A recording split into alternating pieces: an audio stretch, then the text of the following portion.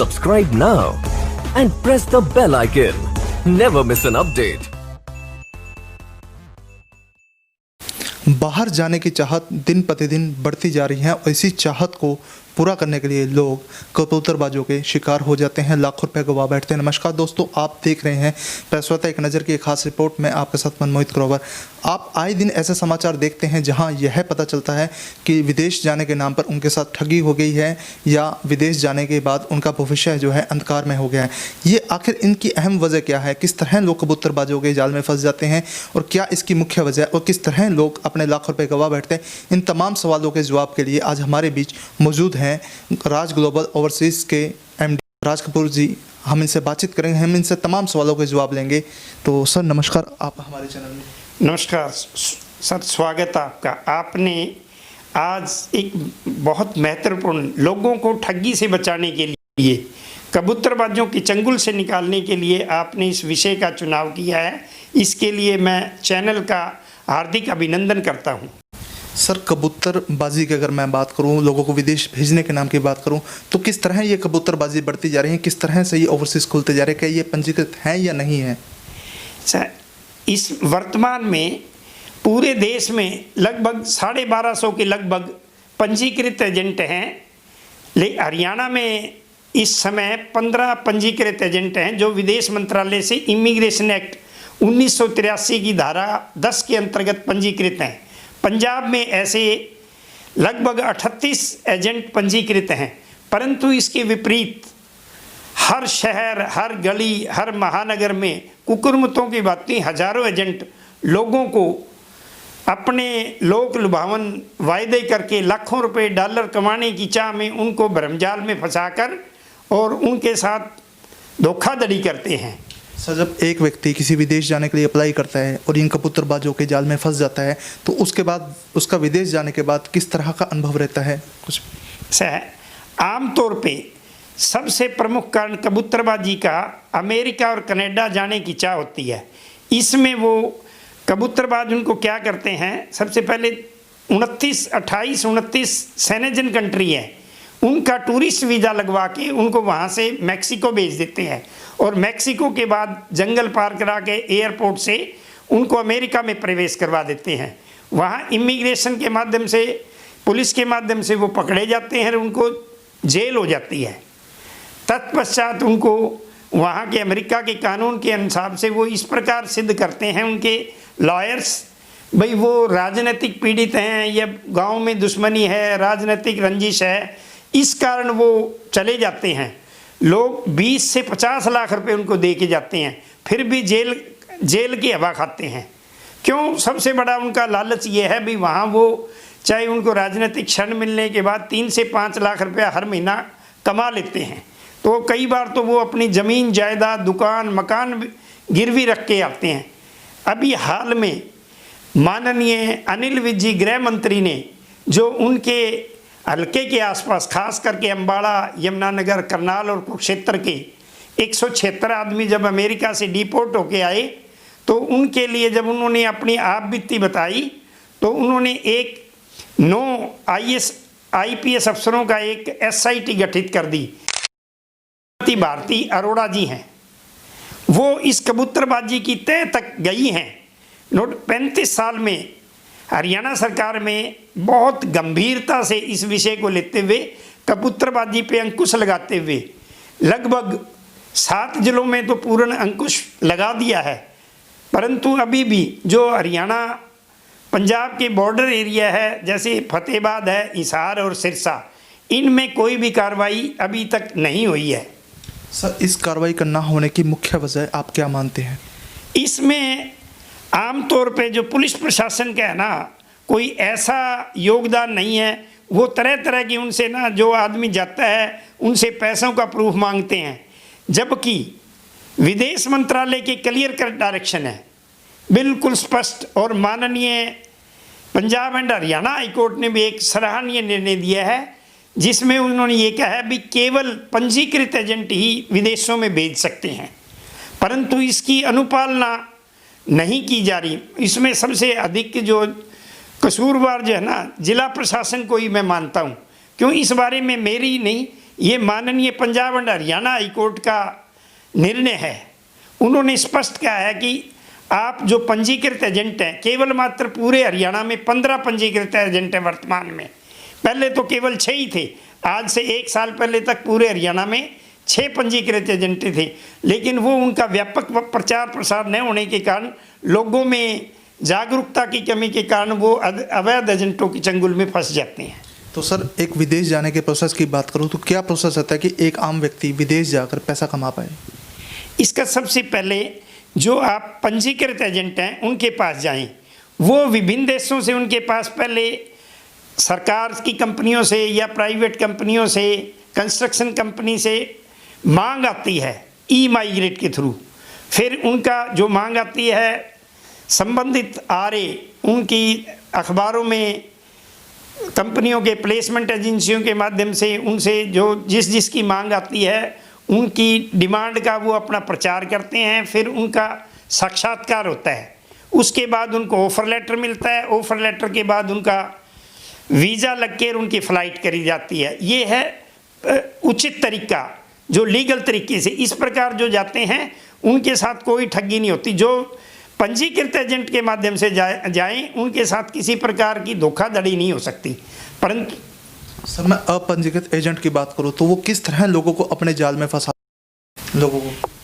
अपंजीकृत जो एजेंट हैं, अवैध एजेंट, वो ज़्यादा उनको उनकी वहाँ की तनख्वाह के बारे में, खान पीन के बारे में, रहने के बारे में बढ़ा चढ़ा कर बताते हैं। मान लो उसकी कोई एक मजदूर है या मिस्त्री है, कोई एक कैटेगरी ले लें, semi skilled, skilled, unskilled category, तो वहाँ उसको मान लो 25 से 30 हज़ार रुपये मिलता है।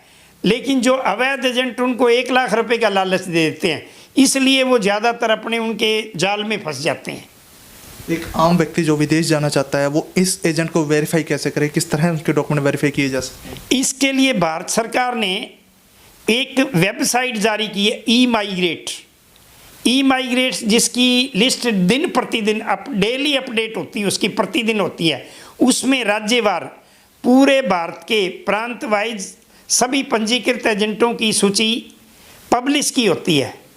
वो उनसे ई माइग्रेट पे देख सकता है। अभी हाल ही में माननीय गृह मंत्री अनिल विज के प्रयासों से वो लिस्ट हरियाणा की वेबसाइट पे भी जारी कर दी है, परंतु ये भी अभी तक माननीय पंजाब एंड हरियाणा के आदेशों की अनुपालना नहीं हुई है।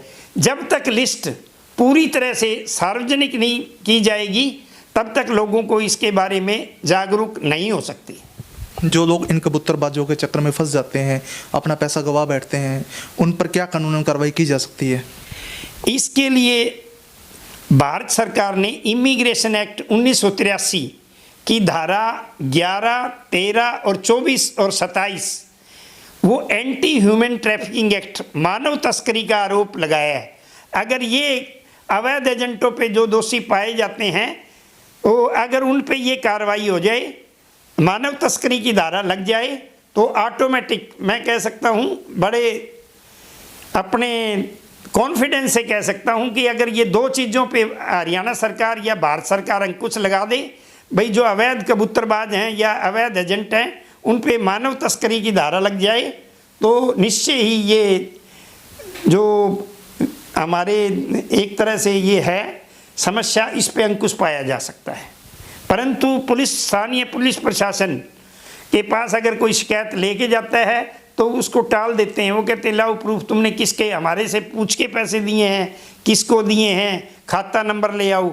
जबकि उन्होंने, पुलिस का सिर्फ एक सिंपल कार्य है, भाई आप जिस अवैध एजेंट है उसका नाम लिस्ट में देखें, भाई वो पंजीकृत है नहीं, अगर पंजीकृत नहीं है तो वो कबूतरबाज है, उसके विरुद्ध इमिग्रेशन एक्ट की धारा 11, 13, 24 और 27 के अंतर्गत कार्रवाई की जाए।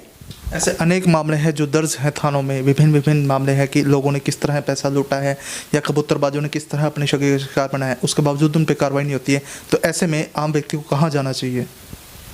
अभी हाल में माननीय अनिल विज द्वारा SIT में जो करनाल के SP, पानीपत के SP, कैथल के SP, अस्सी के SP और माननीय IGP जो भारती अरोड़ा जी इसकी प्रमुख बनाई गई हैं, उन्होंने लगभग सभी एसपीज को भी अभी निर्देश दिए हैं भाई कबूतरबाजी के मामले में कोई केस आए तो तत्काल उन पे कार्रवाई की जाए, परंतु अभी तक उचित कार्रवाई कोई इतना कुछ होने केवल मात्र जो अमेरिका से डिपोर्ट होके आए हैं सिर्फ वो उन कबूतरबाजों पे अंकुश लग गया है। इसके अतिरिक्त मैं पिछले 2 सालों से ये प्रयास कर रहा हूँ भाई, इवन माननीय अब जो इस संसार में नहीं है, विदेश मंत्री श्रीमती सुषमा स्वराज ने भी लोकसभा में भी ये मानना था भाई उनके जो अवैध एजेंटों ने 39 आदमी जो पंजाब के इराक भेज दिए थे और उनकी वो अवैध रूप से कबूतरबाजों ने भेजे थे जिनकी हत्या हो गई, और वही एजेंट आज तक वो विदेशों के लिए रिक्रूटमेंट कर रहा है, परंतु कोई कार्रवाई नहीं हुई। इसके अतिरिक्त तत्कालीन विदेश मंत्री श्री वीके सिंह द्वारा भी हिसार में एक प्रेस कॉन्फ्रेंस के द्वारा बीजेपी सरकार की उपलब्धि बताते हुए ये रहस्य उद्घाटन किया था कि इस सरकार द्वारा पिछले 3.5 सालों में लगभग 91,000 लोग जो अवैध एजेंटों के द्वारा विदेशों में भेजे गए थे उनको भारत वापस लाई है। ये बेशक ये कदम सराहनीय था, परंतु उन एजेंटों जो 91,000 जिन एजेंटों ने अवैध एजेंटों ने भेजे थे उनके विरुद्ध आज तक कोई कार्रवाई नहीं हुई है। इसके अतिरिक्त प्रोफेसर संपत सिंह जी और जसवीर सिंह जी एमएलए द्वारा भी हरियाणा विधानसभा में भी ये प्रश्न लगाया गया था कि अवैध एजेंटों के विरुद्ध क्या कार्रवाई करी है, क्योंकि पंजाब के बाद हरियाणा में भी इस कबूतरबाजी के अनेक मामलों बढ़े हैं तथा उनका अंत हो गया, परंतु अभी भी कोई उचित कार्रवाई नहीं की गई है। अगर मैंने सीएम विंडो में 3-4 बार इसके बारे में सीएम विंडो में केस लगाया था और एडिशनल चीफ सेक्रेटरी होम द्वारा ये स्पष्ट सभी डिस्ट्रिक्ट मजिस्ट्रेट को ये और सभी एसएसपीज को डीजीपी को भी ये आदेश दिए थे कि इन अवैध एजेंटों के विरुद्ध इलीगल जो एजेंट हैं उन पे कार्रवाई करी जाए और जो वैध एजेंट हैं उनका वाइड पब्लिसिटी किया जाए, परंतु आज तक ये कार्य नहीं किया गया। और इसका प्रमुख कारण ये बताते हैं, मैं जब भी किसी उपायुक्त महोदय से मिला या एसएसपी महोदय से मिला हूँ पंजाब के और हरियाणा के विभिन्न एसपी और डीसी से मैं व्यक्तिगत रूप से मिला हूँ, परंतु उनका कथन ये है कि हमारे पास इस वाइड पब्लिसिटी के लिए बजट नहीं है।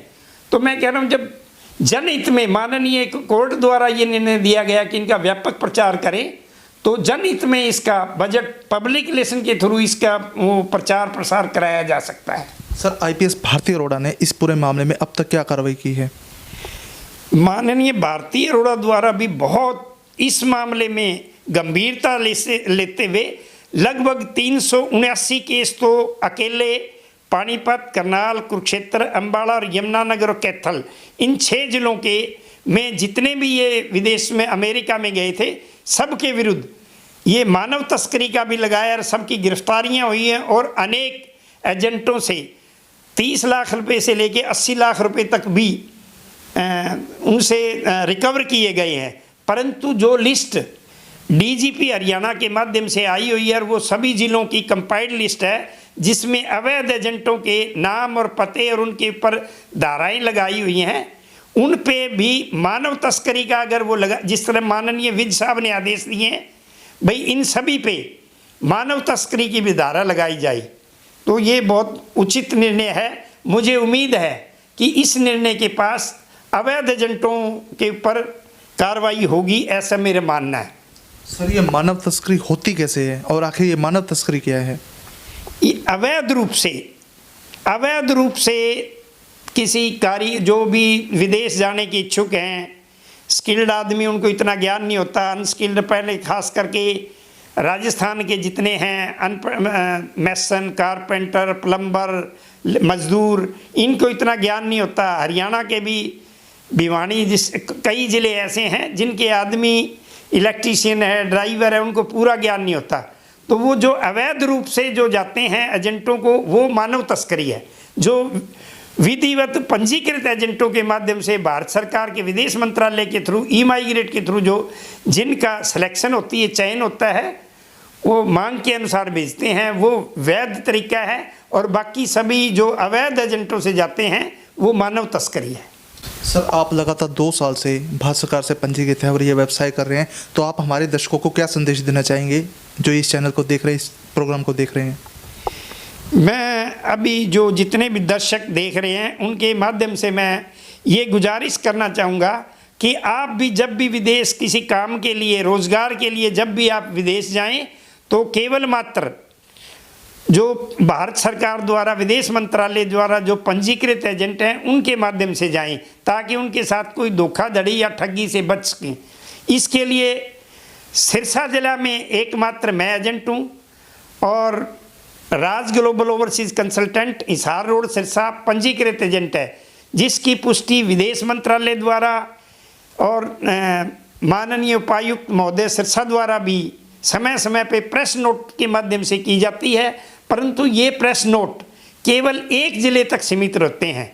अतः इनका जो व्यापक प्रचार प्रसार तभी संभव है जब इनकी पूरे हरियाणा में जो पंजीकृत एजेंटों की सूची सार्वजनिक की जाए।